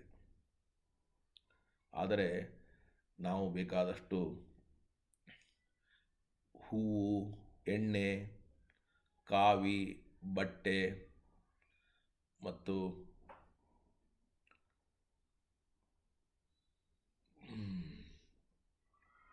ಉದಾಹರಣೆಗಳನ್ನು ಕೊಟ್ಟಿವಿ. ಅವರು ಒಂದು ಉದಾಹರಣೆಯನ್ನು ಕೊಡ್ತಾರೆ, ಒಂದು ಅಪರೂಪದ ಉದಾಹರಣೆಯನ್ನು ಕೊಡ್ತಾರೆ. ಅಂದರೆ ಆ ಉದಾಹರಣೆಯನ್ನು ಕೇಳಿದಾಗ ನಮಗೆ ಸ್ವಲ್ಪ ಏನೋ ಸರಿ ಅಂತ ಅನ್ನಿಸ್ತದೆ. ಇದನ್ನೆಲ್ಲ ನಾವು ಎಕ್ಸ್ಪೆರಿಮೆಂಟ್ ಮಾಡಿರೋದಿಲ್ಲ. ಆದರೂ ಕೂಡ ಹಿಂದಿನ ಕಾಲದಲ್ಲಿ ಆ ತರಹದ ವ್ಯವಸ್ಥೆ ಇತ್ತು.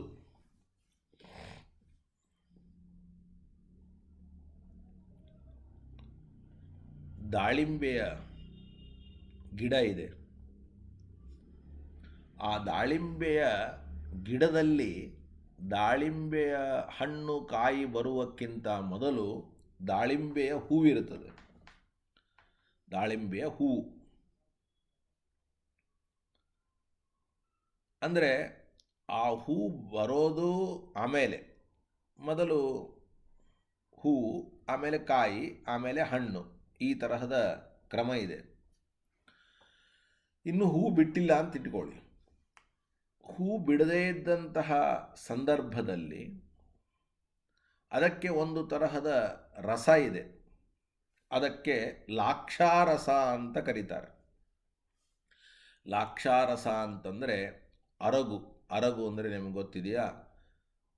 ಲಾಕ್ಷಾಗ್ರಹ ಅಂತ ಅರಗಿನ ಮನೆ ಅಂತ ಪಾಂಡವರಿಗೆ ಕಟ್ಟಿದ್ರಲ್ಲ, ಆ ತರಹ ಆ ಅರಗನ್ನು ಕರಗಿಸಿಬಿಟ್ಟು ಅದರ ರಸ ಇದೆ.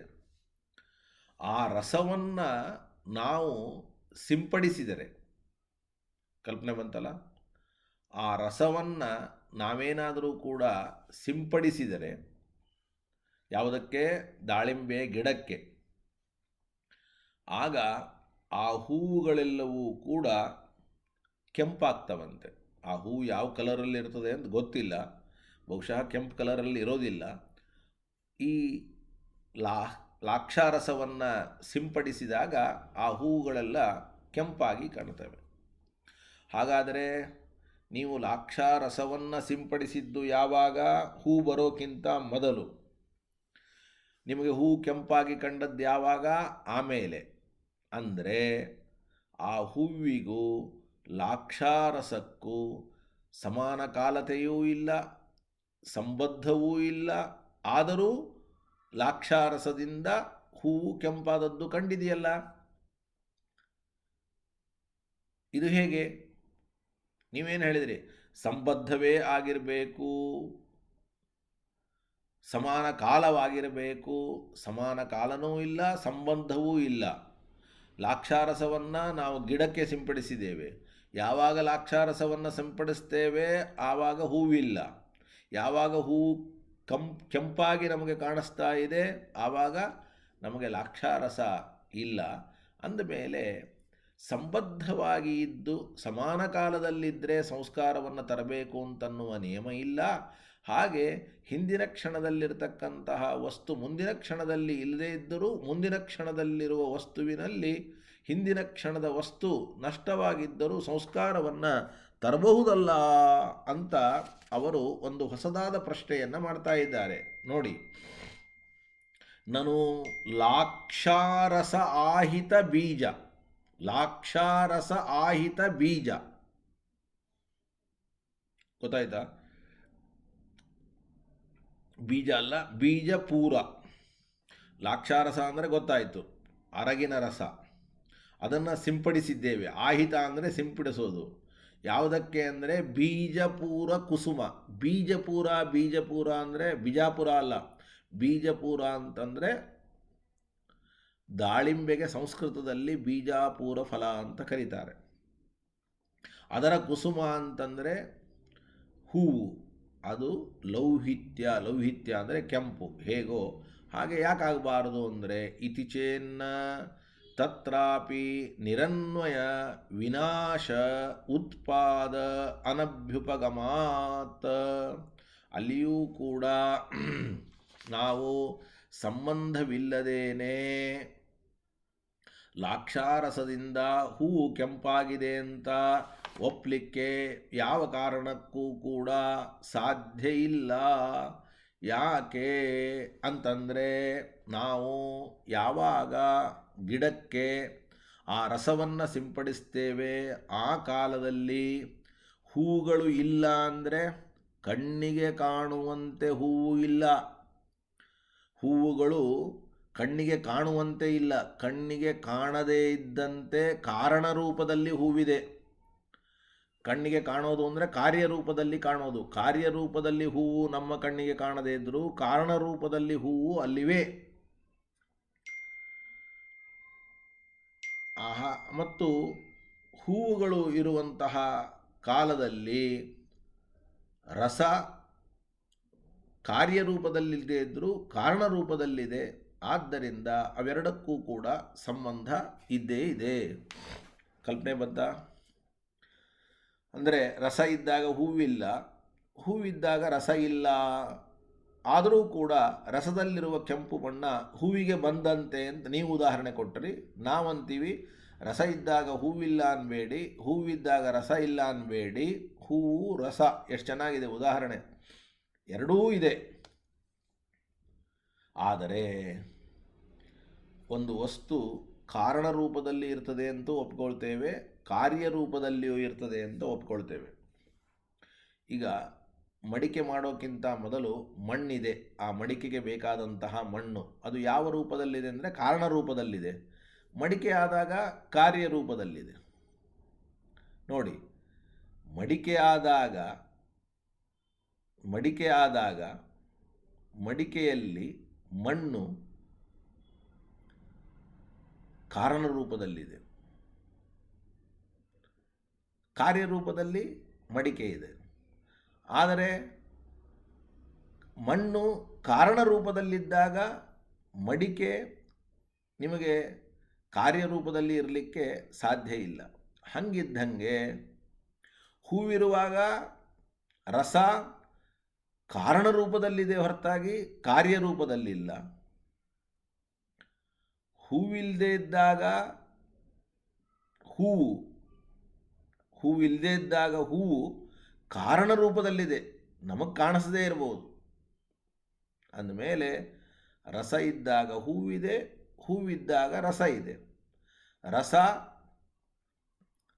ಕಣ್ಣಿಗೆ ಕಾಣುವಂತೆ ಇದ್ದಾಗ ಹೂವು ಕಣ್ಣಿಗೆ ಕಾಣದಂತೆ ಇದೆ.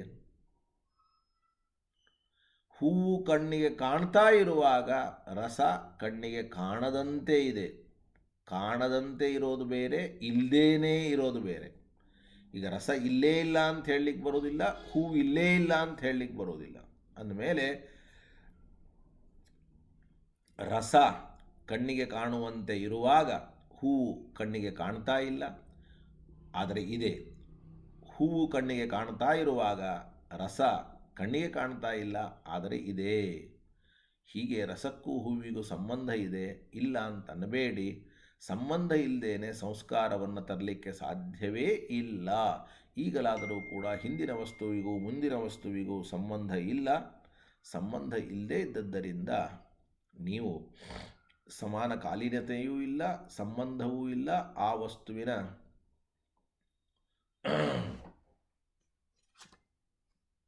ಸಂಸ್ಕಾರ ಈ ವಸ್ತುವಿಗೆ ಬರಲಿಕ್ಕೆ ಸಾಧ್ಯ ಇಲ್ಲ. ಮತ್ತು ನಾವು 3 ಅನುಮಾನಗಳನ್ನು ಮಾಡಿದ್ವಿ. ಈ 3 ಅನುಮಾನಗಳಲ್ಲಿಯೂ ಕೂಡ ಹಿಂದಿನ ಕ್ಷಣದ ವಸ್ತುವನ್ನು ನಾವು ಪಕ್ಷ ಮಾಡಿದ್ದೇವೆ. ಆದರೆ ನಮ್ಮ ಸಿದ್ಧಾಂತದ ಪ್ರಕಾರ ಹಿಂದಿನ ಕ್ಷಣದ ವಸ್ತು ಅಂತನ್ನೋದನ್ನು ಅಂಗೀಕಾರ ಮಾಡೇ ಇಲ್ಲ. ನೀವು ಹೇಗೆ ಪಕ್ಷವನ್ನು ಮಾಡಿದಿರಿ? ಆಶ್ರಯ ಸಿದ್ಧಿ ಬರುತ್ತಲ್ಲ ಅಂತಂದರೆ ನಾವು ಹೇಳ್ತೇವೆ, ಬೌದ್ಧರ ಪ್ರಕಾರ ಸಿದ್ಧವಾದ ಪಕ್ಷ ಹೇತುಗಳನ್ನು ಇಟ್ಟುಕೊಂಡು ನಾವು ಅವರನ್ನು ಕುರಿತು ಹೇಳ್ತಾ ಇದ್ದೇವೆ ಹೊರತಾಗಿ ನಮ್ಮ ಮತ ಪ್ರಕಾರ ಅಲ್ಲ. ಅತ್ರ ಚ ಪರಸಿದ್ಧನ್ಯಾಯೇನ ಪರಸ್ಯ ಬೋಧನಾತ್ ನ ಆಶ್ರಯ ಸಿದ್ಧಿಯಾದಿ ಶಂಕನೀಯಂ ಇತಿ. ಹೀಗೆ ಅವರ ವಾದ ಮುಂದುವರಿತದೆ. ಇಲ್ಲಿಗೆ ಪಾಠವನ್ನು ಮುಗಿಸೋಣ. ಶ್ರೀಕೃಷ್ಣಾರ್ಪಣಮಸ್ತು. ಶುಭಾನ್ ಧ್ಯಾಯಂತೆ ಕಾಮಾನ್ ಗುರುದೇವ ಪ್ರಸಾದಜಾನ್ ಇತರಾನ್ ಆತ್ಮಪಾಪೋತ್ಥಾನ್ ತೇಷಾಂ ವಿದ್ಯಾ ಫಲಿಷ್ಯತಿ. ಹರಯೇ ನಮಃ, ಹರಯೇ ನಮಃ, ಹರಯೇ ನಮಃ. ಶ್ರೀಕೃಷ್ಣಾರ್ಪಣಮಸ್ತು.